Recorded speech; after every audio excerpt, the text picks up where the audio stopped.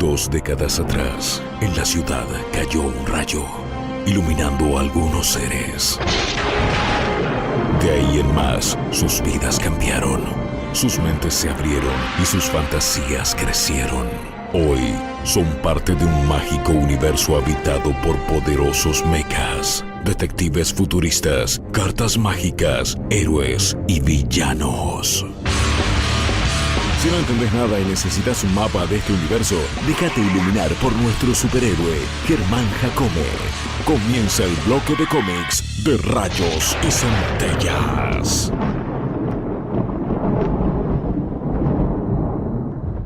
Del traje de Spider-Man se separó y se unió a Eddie Brock, un tipo sin escrúpulos y demás, y se transformó en este villano.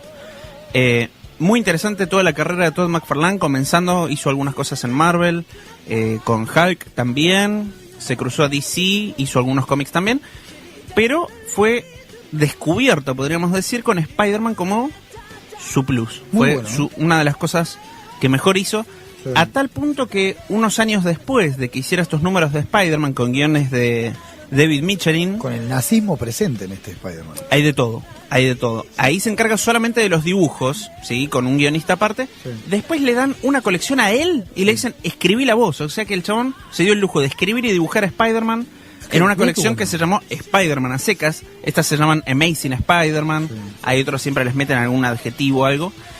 Fue una de las grandes ventas de principios de los 90. ¿Y qué pasó? Junto con Jim Lee y otros dibujantes de Marvel, ¿sí? Que estaban medios calientes, ¿por qué? Porque este tipo creó a Venom, pero Venom no es propiedad de él, es de Marvel, ¿sí? Así como Jim Lee creó a Gambito y ellos son empleados. Entonces claro, Marvel le dice, no, la plata es nuestra, flaco, todo bien, yo te pago por mes. De último la cometa un 5%, pero nos rindió. Pero ni siquiera, no. Entonces, ¿qué pasó? Todos estos dibujantes, plata, ¿no? Sí, en ese momento, ¿sabes qué? Se compraban Ferraris, todos los tipos estos, se les pagaba fortuna. Se alejaron, se unieron, armaron una especie de sindicato, un grupo de amigos, 7 dibujantes de Marvel, y se fueron y crearon su propia editorial, que fue Image Comics. Mira. Y Todd McFarlane creó a este personaje, el grosso, de Spawn. ¿De qué? Sí. ¿De qué? ¿Un hombre de cuántos años cuando hizo esto ya? Él nació en el 61. Tengo esa duda, ¿a qué edad tienen? Muy claro, porque uno se lo imagina a alguien más. Bueno, joven, quizás, cuando hizo los números estos de Spider-Man tenía 24 años, 25. Sí. A los 30 años se crea su propia editorial junto con estos otros socios y amigos. Un fracasado, gracias. Vos fijate el éxito que tuvo Spawn, que en el año 98 sacan la película, sí, vendió los derechos, salió la película, con unos efectos medios para la época, ¿viste? Bueno, pero tenía lo suyo este Soldado del Infierno. Es un cómic que sigue saliendo hoy en día, ya superó el número 300 el cómic. Bien. ¿Sí? Vos fijate cómo fue cambiando la estética del personaje de Spawn. Más oscuro, ¿no? También cambió mucho el dibujo. Después, los primeros números los escribe y los dirige Todd McFarlane. Y después empiezan a entrar otros dibujantes como Greg Capullo. Incluso Neil Gaiman y Alan Moore y Frank Miller han escrito algunos numeritos, también colaborando. Y también, obviamente, tiene su cruce con Batman, ¿viste? Como pueden ser estos crossovers. Yo creo que nosotros, una semana más de programa y tenemos el cruce con Batman nosotros. También. Va a salir realidad aumentada contra Batman. Contra Batman. Lo va a dibujar Molusco, ¿viste? Una cosa terrible. Que no haga el guión Molusco porque nos dormimos. El guión de Molusco puede ser una cosa increíble. Bueno, en este caso, el dibujo es de Todd McFarlane y el guión es de Frank Miller. Así que imagínate que un cruce espectacular, una mezcla de Sin City, callejero, violento. El regreso del Caballero Oscuro con Sin City y Spawn metido en el medio. No, es genial. Un hombre que todavía está en actividad, Tom McFarlane. Está en actividad y supo abrirse y hacer su propia empresa de juguetes, que hemos hablado que hoy en día esto es propio de él, ¿sí? A un nivel muy importante. Hoy en día las figuras de McFarlane hizo las figuras de Lost, las exclusivas de la serie de Lost. Hizo figuras de X-Files también, que pobre que le comentaba a Vane que me olvidé una Scully que tenía. ¿Cómo te va a salir una Scully? Y me la olvidé. La traigo para la próxima. Tenés una Scully y te la vas a olvidar. Sí, ¿viste? Yo sí tengo una Scully, mirá que me la voy a olvidar. Tampoco es uno para tanto, pero uno cuando era pequeño fueron sus primeras formas de conocerse. Claro, uno se conoció de esa manera. Yo veía Scully y después me conocí. Pero, muy bueno esto, ¿eh? Muy bueno. A mí me sigue asombrando la capacidad que tienen todos estos tipos para cruzar cualquier personaje con Batman. Batman cae bien parado en cualquier Batman, vos le tirás y viene. La cabecea. Paturucito con Batman, listo. Vamos a tener, ¿por qué no? Viene y se agarra, lo agarra Paturucito y lo saca.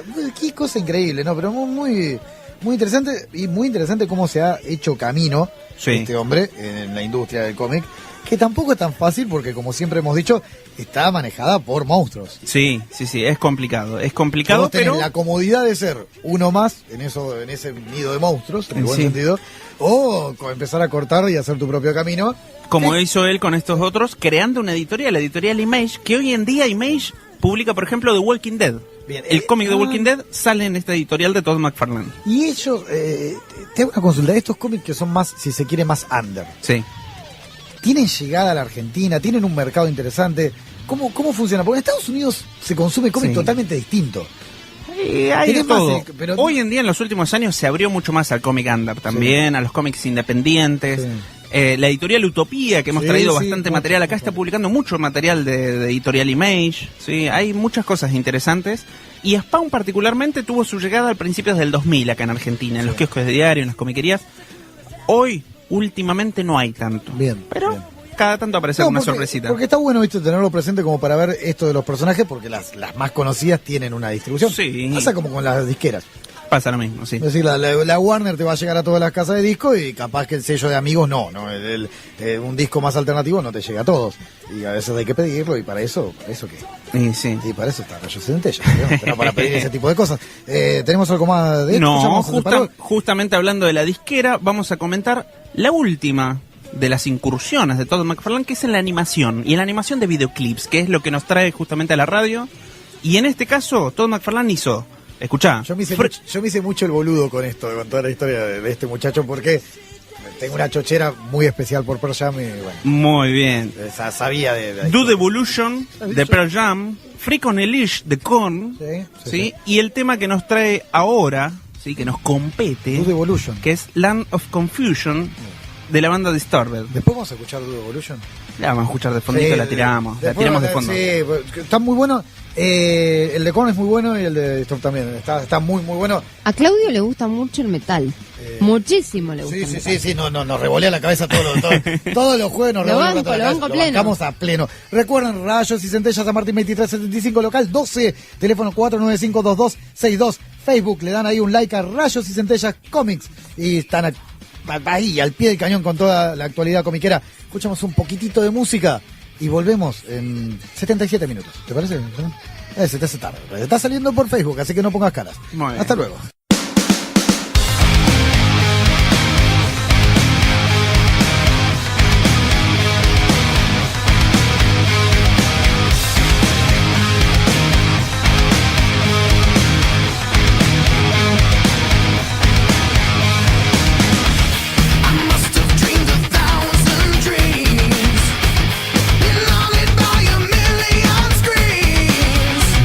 But I can hear the marching feet.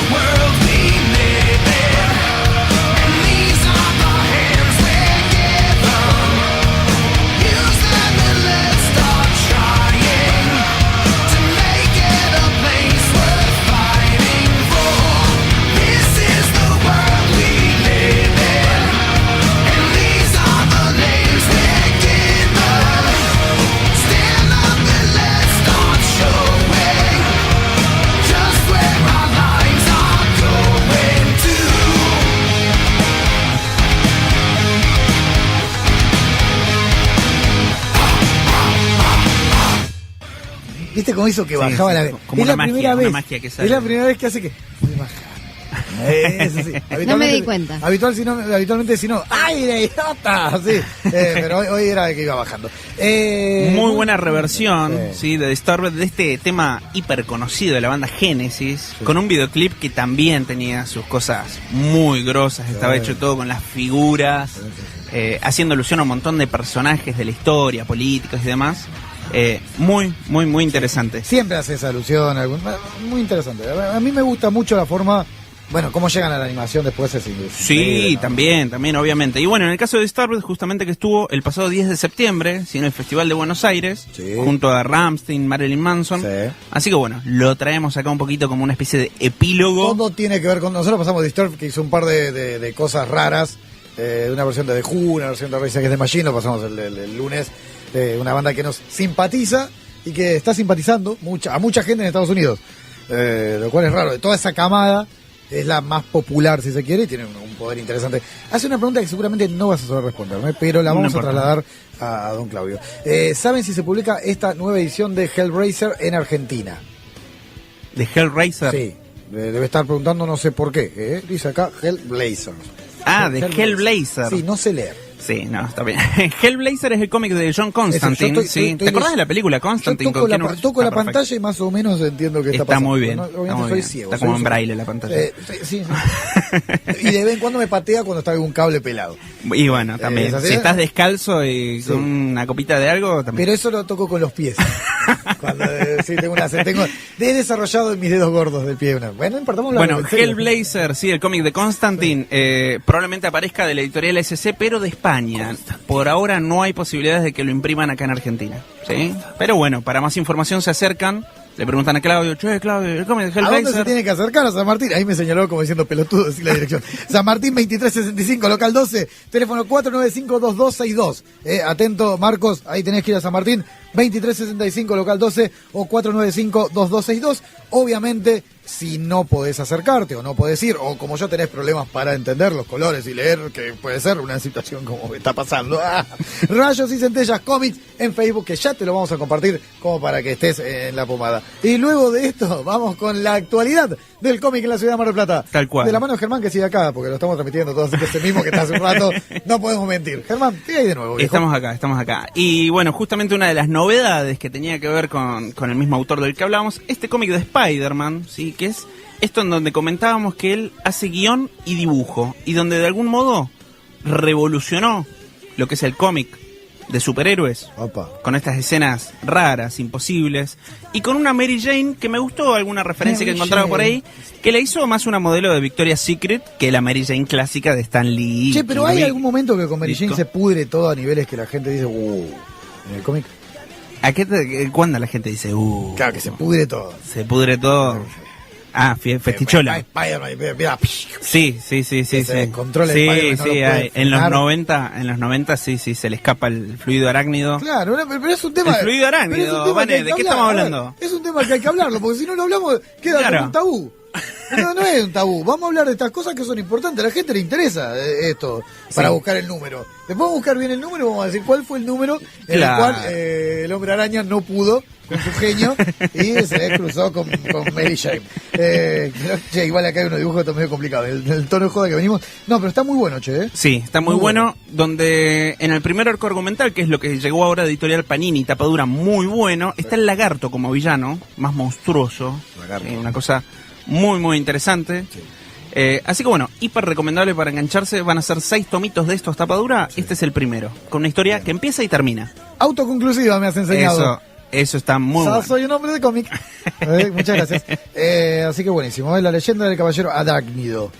Tormento. Muy bien, ¿qué más tenemos? Y hablando de la leyenda de caballeros, nos cruzamos de vereda y nos vamos a nuestro caballero de la noche. En este caso, Batman. El infaltable Batman, que siempre hay un Batman para tú. Siempre hay un Batman. Hay para todos los gustos para de tu Batman. Mesita de luz. Hola, ¿cómo estás? Yo tengo un Batman. Si tenés un Batman, no te vas a ir a dormir solo, diría. Te va a traer un Robin, te va a traer un Alfred y tu casa se te va a poner para llover.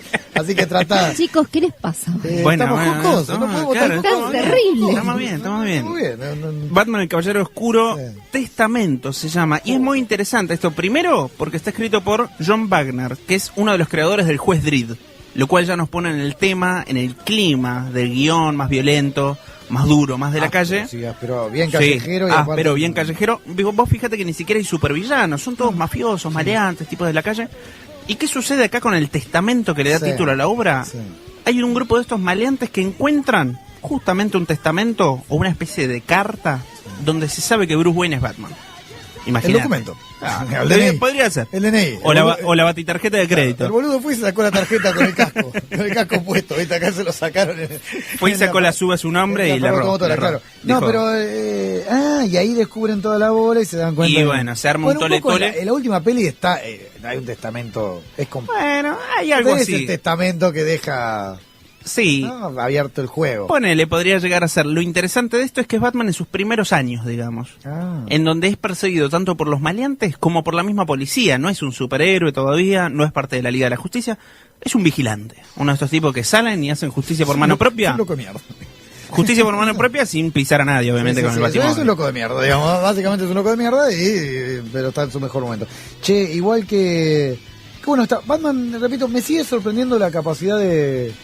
Hay mucho material. De las historias paralelas y toda esta cuestión de de que todo. no se agota nunca. Vos tenés el Batman del principio, el Batman del final, el Batman viejo, el Batman que muere, el Batman que renace, el Batman... Es como que no dejaron nada ya librado, ya, y siguen sacando Y productos. siguen sacando. Y es difícil a veces crear cosas nuevas, pero hay un escritor de cómics que es Mark Millar, Mark Millar. creador de Kick-Ass, Sí. de Wanted, que supo reformular lo que es el género de superhéroes. Justamente estas dos obras que comentábamos lo hicieron. Sí, es cierto. Y ahora Editorial Utopía, esta grosa editorial que estamos diciendo que está publicando Muy buena, estos cómics creo que estamos independientes, muy Sander, buena, sí, muy buena.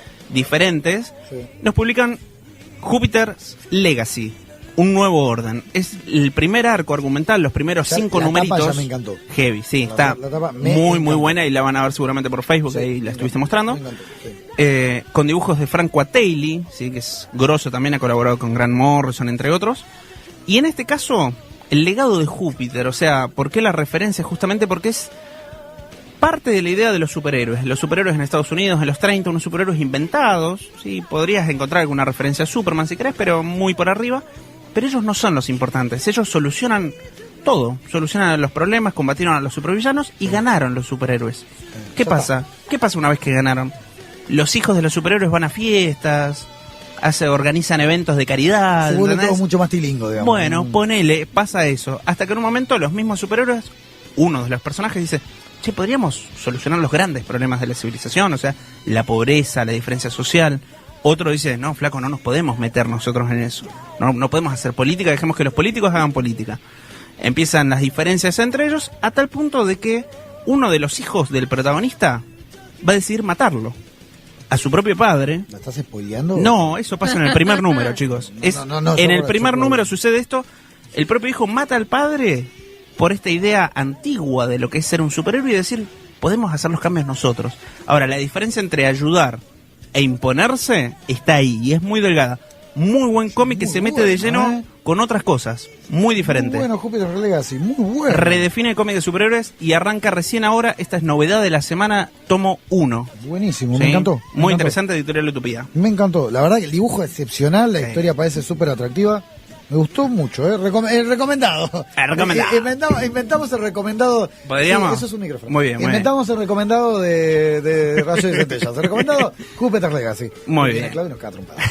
De vuelta, lo decimos de vuelta y nos dan un sopapo porque nos dejan dando vuelta. Y para finalizar, Sí. algo de cómic nacional, en este caso con Enrique Brescia, Mira. haciendo guión y dibujo, El Sueñero, uno de los cómics quizá más importantes de la década del 80 a nivel nacional, bastante politizado, ¿sí? Enrique Brescia es peronista a más no poder y tiene bastante de la crítica, podríamos decir, de la época, de varias cosas, pero en un contexto medio de ciencia ficción, de fantasía, porque es en un futuro donde... Sí, Al donde estilo se de cruza el Pan y pasado. Circo, Sí, claro, es al raro. estilo de Pan y Circo hay grandes luchadores para entretener al resto de la sociedad. Sí. se acabaron los luchadores, se murieron todos, y el personaje el sueñero, tiene que viajar por distintas épocas buscando luchadores. Mucho de viaje en el tiempo, de otras dimensiones, el estilo de Enrique Brescia, que es genial para dibujar, desde personajes raros como una vaca humanoide tomando mate, hasta lo que se te ocurra. Sí, de hecho, es textual, la gente lo está viendo en Facebook, es una vaca humanoide tomando mate. Es decir, no es que lo encontraste justo, no es que la deliró, es verdad, lo que acaba de decir, no es que la deliró, no es que tuvo una gran frase, era verdad. No, era verdad. Así que muy bueno, che, muy interesante el sueñero. De Brescia, muy bien. Cómic nacional. Fueron las novedades de la mano de la gente de Rayos y Centellas. Recordemos San Martín 2365, local 12, 495-2262. Es el teléfono, lo Susana Jiménez. En el Facebook, Rayos y Centellas Comics, le ponen me gusta y están al día con la actualidad comiquera. Germán, muchísimas gracias por venir. Buenísimo, chicos, como siempre, hasta la semana que viene.